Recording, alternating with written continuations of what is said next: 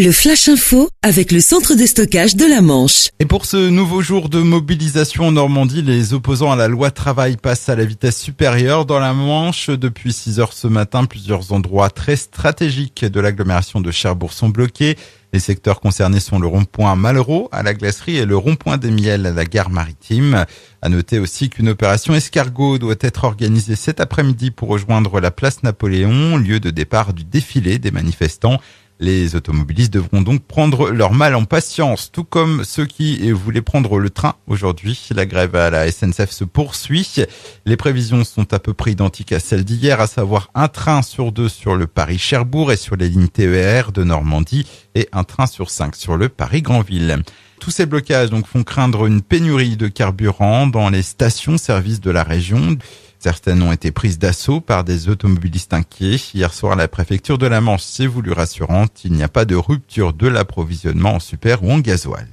Une opération hier dans un camp de migrants installé au quartier du Maupas à Cherbourg. La PAF, la police aux frontières, est intervenue hier matin. Elle a embarqué une douzaine de migrants qui ont été placés en garde à vue. On ignore pour l'heure les motifs de ces interpellations. Au tribunal, un couple de 40 années condamné à des peines de prison ferme pour travail dissimulé lié à un trafic de voitures d'occasion. Sur Internet, ils achetaient des véhicules à des particuliers pour les revendre le plus rapidement possible en mettant les noms des anciens propriétaires sur les certificats de cession pour ne pas apparaître dans la transaction. Selon l'enquête, le trafic aurait généré plus de 100 000 € non déclarés aux impôts. L'homme de 34 ans a été condamné à 2 ans de prison, dont 1 an ferme et 1 an de prison, dont 8 mois à ferme pour la femme de 28 ans.